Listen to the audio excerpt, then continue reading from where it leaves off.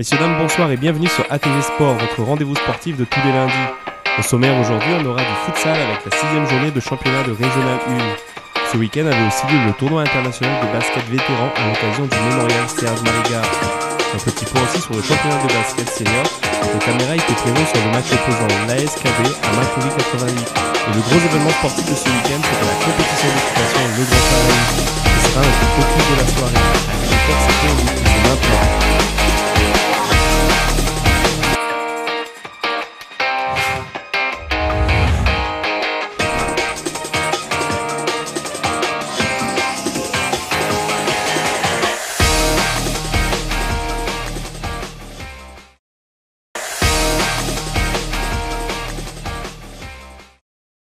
Un gros match ce week-end au centre sportif départemental.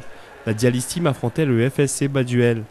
Un match très serré alors que la Dialyse Team mène tout le match avec des offensives répétées et qui finiront par payer puisqu'elles permettront l'ouverture du score en première mi-temps. Pourtant la deuxième mi-temps c'est un autre visage que nous révèle la Dialyse Team. C'est une équipe qui, après plusieurs erreurs, laissera Baduel égaliser et même mener le score par 2-1. Pourtant ils n'auront pas dit leur dernier mot, ils parviendront à revenir au score en arrachant ainsi un point à l'actuel 5e du championnat. On a mal débuté en fait. Et bon, on n'a pas eu assez d'occasions dans le match, mais au fur et à mesure, voilà, on a eu des occasions. On n'a pas pu les mettre, mais après, je pense que ça a été un ensemble en fait. Voilà, ça a été. On a fait 2-2, mais on avait plus d'occasions. On a dominé le match, je pense. Et ben, chance n'était pas pour nous, voilà. Bon, on a eu un moment, on va dire, début de saison, un peu difficile. Manque d'effectifs, des joueurs qui sont blessés, qui reviennent, voilà. Et je pense que, on va dire, à l'avenir, on sera bien monté, oui. On a l'effectif pour. C'était un match difficile, on savait que ça allait être très compliqué. On se connaît un petit peu maintenant, donc c'était un match tactique. Personne ne vous laisse livrer. Donc c'est un résultat juste pour moi. C'est toujours possible d'attaquer plus. Le problème est qu'en face, ils ont des armes. Donc comme on le sait justement, on essaye de ne pas trop se jeter à l'abordage, comme on dit. La saison est encore longue, donc on va dire oui. Même si on sait que, bon, comme on menait, donc on laisse des points filés. Un score qui aurait pu être désavantageux pour Baduel, mais grâce à la défaite de l'ASC Témir face à la CCIG, ce score leur permet d'accéder à la 3e place du championnat devant Témir.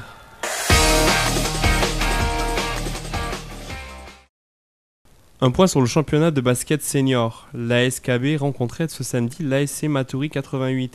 Un match dominé sur l'ensemble par la jeune équipe de l'ASKB, face à une équipe de Matoury qui n'arrivait pas à prendre les devants. Un match qui se terminera sur un score de 59-41 en faveur de l'ASKB. C'était un match de transition, on revient de 2 défaites, on a essayé de faire le mieux sur le 3e match et on finit avec une victoire. Parce qu'on n'a pas été dans le rythme, on ne courait pas assez, on n'a pas assez joué les balles, on a raté beaucoup de pertes de balles, donc il fait à la fin, on court pas après le score, mais bon, ça donne ce petit score-là. On a du mal à rentrer dans le match dès le départ, on subit.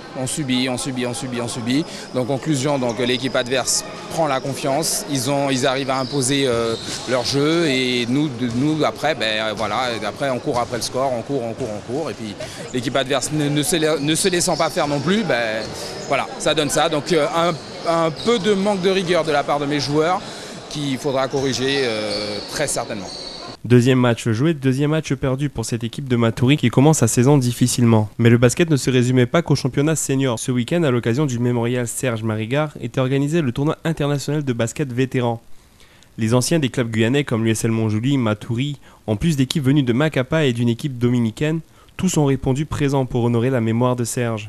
Organisé, c'est un tournoi vétéran qui rassemble les équipes de Cayenne et aussi du Brésil, en l'occurrence de Macapa. Donc ce tournoi sort de rôle pour commémorer un peu la Serge Marigard, qui était un jeune de la Tour, qui a débuté sur le terrain. Et donc le mois d'octobre nous permet de nous rassembler entre nous, les jeunes, les anciens, qui aiment du milieu du basketball. Bon, moi j'ai été agréablement surpris du niveau de jeu déjà, les équipes ont été correctes. L'équipe de Montjoly, les petits gars de Montjoly, pas mal, le Brésil. On compte faire mieux l'année prochaine, on compte avoir un petit peu plus d'équipes du style Suriname et Curaçao, c'est en pourparlers. Et bon, Pas mal, ambiance bon enfant. On dit que l'âge amène la raison. Donc dans un tournoi vétéran, en dehors de une exception, en général ça se passe bien. Superbe ambiance avec des gens avec un petit peu plus qu'un pois chiche dans la tête. Ça donne une bonne ambiance, voilà. Pourtant, qui dit vétéran ne dit pas forcément hors de forme. Ce sont de gros matchs auxquels on a assisté ce week-end, avec des joueurs qui en apprendraient beaucoup à la génération d'aujourd'hui. C'est aux alentours de 20h que débuta la finale opposant les anciens de Montjoly contre l'équipe vétéran de Macapa. Une grosse rivalité qui a toujours opposé ces joueurs qui pour certains se sont déjà affrontés. Alors que tout le match s'est joué avec un score très serré, c'est finalement Montjoly qui remportera le tournoi. C'est déjà contre eux qu'on était l'an dernier en finale, donc on les connaissait un petit peu, donc ça faisait plaisir de les rencontrer à nouveau en fait. Très bon tournoi, bonne organisation, deuxième édition, l'an dernier on était là, on avait déjà gagné, donc très content de renouveler l'expérience. C'est plus que du basket, j'ai connu Serge effectivement, donc c'est en sa mémoire et ça nous fait plaisir de pratiquer le sport qu'il adorait pour lui rendre hommage en quelque part. Nós chegamos quarta-feira de Macapá. Recebemos o convite do Latour, através do Christian, para participar desse torneio. É o segundo ano que nós participamos, é uma bela iniciativa dos associados aqui e a gente vai sempre participar sempre que puder. É o sentimento de todo esportista, né? O esportista que vive o esporte, que batalha pelo esporte, que gosta de praticar esporte. É uma bela homenagem ao Sérgio, eu acho que isso deve ser valorizado aqui pela comunidade, deve receber mais apoio dos órgãos públicos na divulgação, na captação de pessoas para estar trabalhando e divulgando esse evento. São grandes times, né? Aqui é variado, né? Nós temos jogadores de 40 anos, 50 anos, nós temos, né, jogadores jovens. Essa mesclagem é importante para motivar os jovens e também manter as pessoas pratiquando o esporte, principalmente o basquetebol. Finalement, au-delà de la compétition, c'est un grand moment de convivialité qu'ont vécu ces joueurs durant ce week-end.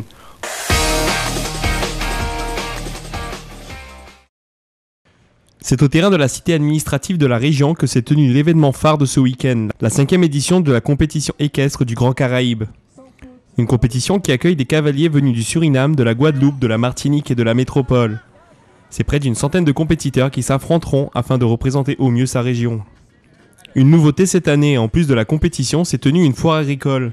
Les exploitants du monde rural guyanais ont pu, durant les 3 jours de compétition, amener vers le public guyanais la variété des productions agricoles locales. C'est en partenariat avec l'APAPAG, l'association pour la promotion de l'agriculture et des produits agricoles de Guyane, que le conseil régional a rendu cette foire possible. C'est le président de région qui a souhaité associer la partie agricole à la partie équestre.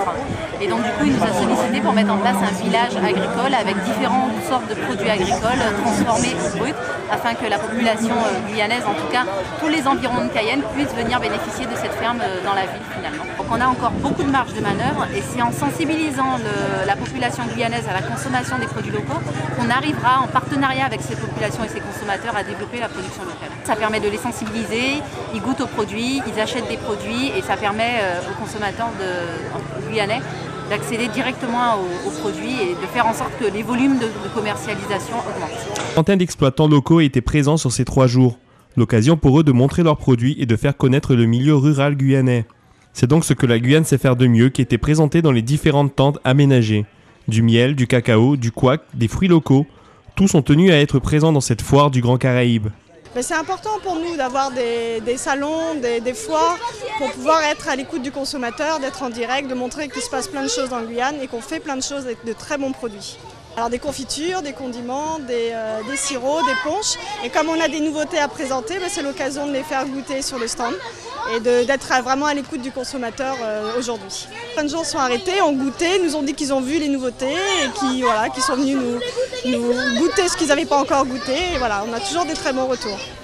Alors c'est toujours un bon rendez-vous avec la population, avec la clientèle. Donc il y a un contact direct avec le public, avec les gens qui vont goûter à nos produits, donc avoir leur émotion, leur ressenti, et donc d'affiner, d'ajuster nos recettes en fonction de leur émotion justement. Je trouve ça toujours très intéressant.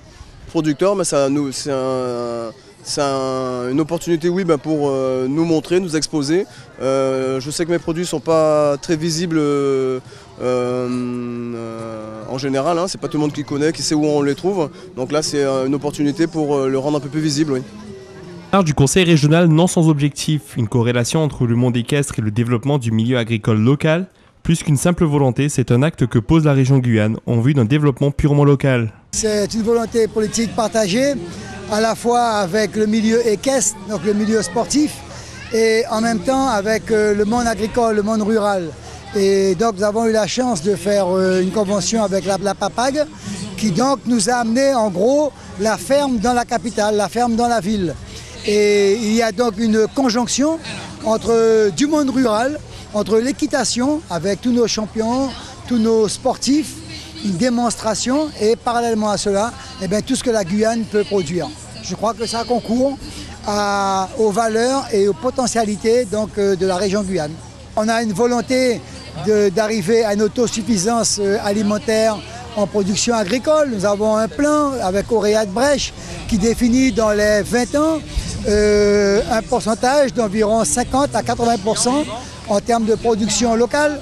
On crée un nouveau mode de vie, on crée une nouvelle relation de cordialité de plusieurs mondes, agricoles, urbains, professionnels du monde rural, mais également sportifs, culturels. Il n'y a pas que le football, le basket ou le handball. Il faut un ensemble de sports, de disciplines et de surcroît, cela crée des métiers. On commence à avoir un élevage également adapté par rapport au pays. On reproduit nos animaux, on arrive à les faire concourir dans des compétitions. Pourquoi pas demain un hippodrome?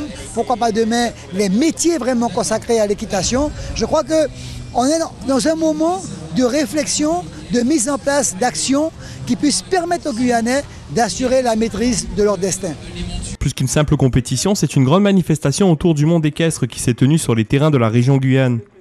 On a vraiment affaire à une manifestation, c'est-à-dire que le cheval dépasse le cadre uniquement sportif et on a une manifestation avec d'autres animations à côté. Et donc ça, je trouve que c'est important que l'équitation aille vers les autres et on bénéficie du soutien du conseil régional pour cette manifestation. Et donc c'est la rencontre de monde agricole, du monde cheval, le cheval étant aussi agricole. Et donc tout ça c'est important et du coup il y a des exposants et ça fait connaître le cheval au niveau régional et ça implante le cheval dans la société régionale. Ça c'est très important plutôt que de rester confiné dans nos clubs. Au-delà de la compétition du Grand Caraïbe, on en a profité justement pour remettre en place des formations qui vont être, dispensées par les formateurs que nous avons formés il y a 2-3 ans. Il y a 2-3 ans, j'étais déjà venu pour mettre en place des formations professionnelles via la CPNE, la Commission paritaire nationale, que je représente, c'est-à-dire les socioprofessionnels. Et nous avions en place un chantier d'insertion dans lequel on prenait des jeunes de tous les villages via la mission locale pour les insérer et pour leur faire découvrir la filière cheval. Donc pas uniquement le côté cavalier, mais aussi tout ce qui tourne autour du cheval. Le cheval reste dans une filière agricole et il y a plein d'activités et de secteurs dans lesquels on peut participer à la vie du cheval. Le Grand Caraïbe, c'est aussi un défi. Près de 100 compétiteurs s'affrontent sur 3 catégories différentes. La catégorie Espoir, Élite et Grand Prix, avec des barres placées à une hauteur allant de 90 cm à 110 cm. Des épreuves individuelles et en équipe, c'est avec dextérité que se sont affrontés ces cavaliers. Très contente, je m'y attendais pas, parce que je connaissais pas la ponette et du coup je m'y attendais pas. Ah oui, c'est sûr qu'on était tous stressés, donc ça joue encore plus sur le parcours si on allait réussir ou pas.